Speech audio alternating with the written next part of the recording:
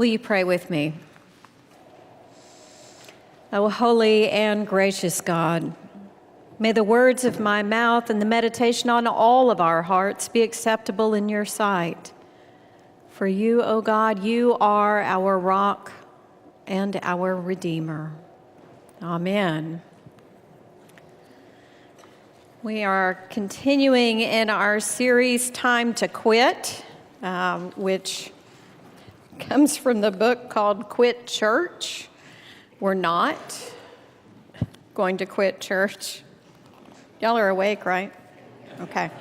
We're not doing that, but we are going to look at some of the practices and attitudes and behaviors that maybe we ought to let go of. Well, not you all, because y'all don't do that.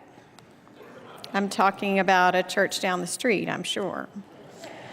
But first, before we get into this, so today we're talking about quit stopping by, but before we get into that, I want us to think for just a minute about some of the characteristics that we value in one another. So things like being trustworthy, being generous, being patient, being kind, being compassionate. These are things that we value in one another. We look for these things and we celebrate them. The interesting thing is sometimes I think we're surprised by them. Have you been surprised by somebody being kind to you or patient with you or unexpectedly compassionate? Have you had that happen before? There's coffee somewhere. So we get surprised by that. Now there's one characteristic, probably more than one, that we generally don't notice unless it seems to be missing. Can you think of what that might be? It's dependability, right? If we're counting on somebody to be there, we don't really notice whether they're dependable or not until they're not dependable, right? I can remember, I learned this lesson a really long time ago. That's not to say I'm perfect at being dependable. But I can remember being about 20, and I was working in a small boutique women's shoe store. And it was run by a single mom who had an 8-year-old daughter, and her mother also helped her out at the shop. I was the only other employee of the shop, and oftentimes she would send me to go pick up her daughter from school. And so I got to know her daughter fairly well. I'll call her Mary. And so I would pick Mary up from school, and we'd chat all the way from school back to the shop and then go on about our day. And I don't remember having this conversation with her, but apparently we had talked about a movie that had just come out that she was so excited to see. And apparently I told her I would take her.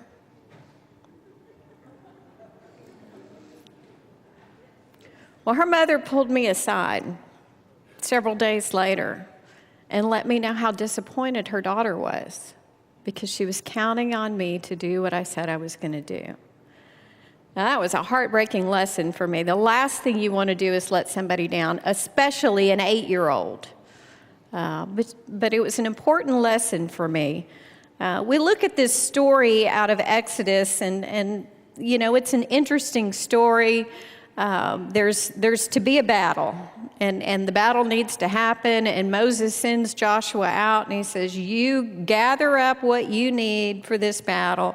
I'm going to go up on the hill with the shepherd's rod, and you will win. But the trick was Moses had to keep it up in the air, right?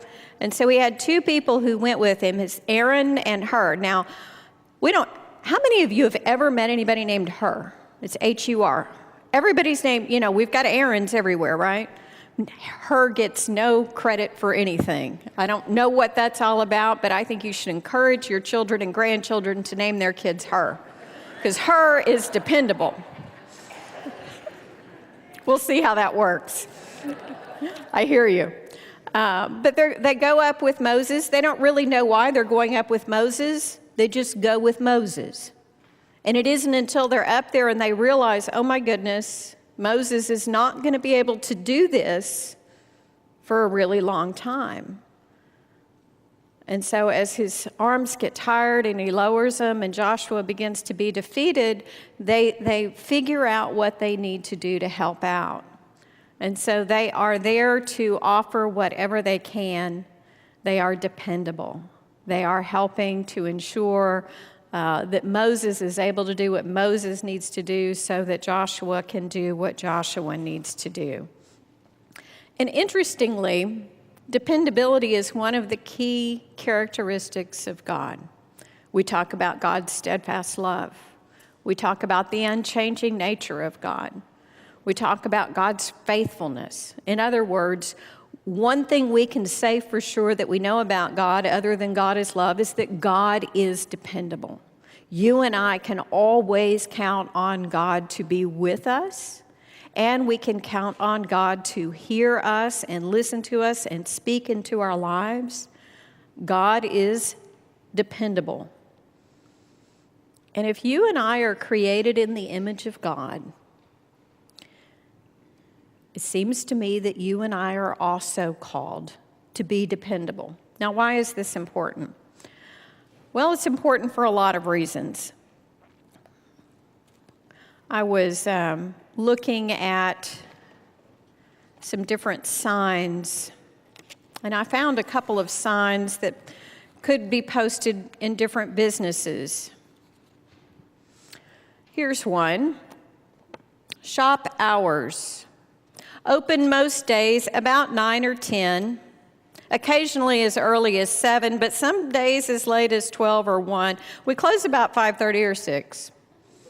Sometimes about 4 or 5, but occasionally as late as 7 or 8. Some days or afternoons we aren't here at all. And lately I've been here just about all the time, except when I'm someplace else. This was at a small museum. I can't pronounce the name of the museum, but it's at a small museum, and it says, "Open when I wake up and close when I must go to sleep. When I've had enough, the store's closed." Now, these are funny, but if you're counting on somebody being there, like that little girl who was counting on me to take her to the movies, when you're counting on somebody and they're not there, it's very disheartening. Here's the thing. We do this every Sunday morning. And I would say that for the majority of you, you know we do this every Sunday morning. We come together every Sunday. It's always at 8:30, except for when it's not. But it's mostly at 8:30. But what happens when we don't? What happens when you're not here? Have you ever thought about that?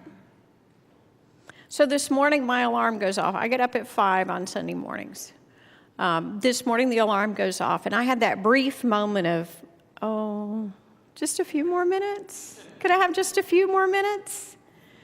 And then the panic set in because I was like, no, you're not going to just take a few more minutes because it'll probably be 8 o'clock before you show up.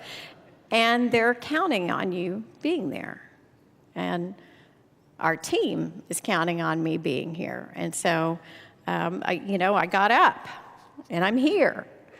But I want you to think about what happens when we just decide, maybe today would be a good day to just, sleep in, maybe do a little brunch at home,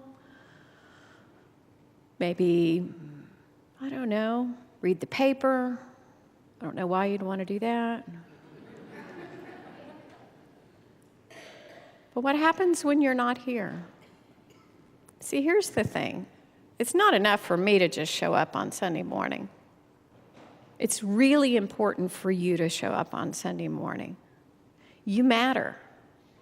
Other people are counting on you to be here. There is something that you are bringing. There's something only you can offer. And we need you to be a part of it. We need you to be dependable. To not just be here for worship, but to be here for the other places where you serve and are connected. If you're part of a Sunday school class and your teacher decided, I don't feel like it today, that would be really frustrating. If you're part of a Sunday school class and it's a great discussion and you're not there to share your insight, we've missed something. If only Aaron went up with Moses, Aaron would have gotten pretty tired holding up both of Moses' arms. He needed her. Her is a really important person.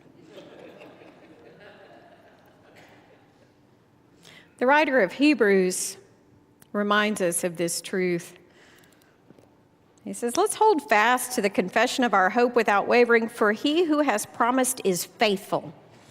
He who has promised is dependable. He who has promised is somebody that we can count on. And let us consider how to provoke one another to love and good deeds, not neglecting to meet together, as is the habit of some, but encouraging one another. You know, it's easy for us to come up with all kinds of things that, it doesn't really matter if I'm there. I don't really need to be a part of this. But you have no idea how God is counting on you, how we are each counting on one another. Your being here matters. So, when you see somebody who's not here, tell them you miss them. Tell them to come on back. This is kind of an ironic sermon to preach to the people who are here.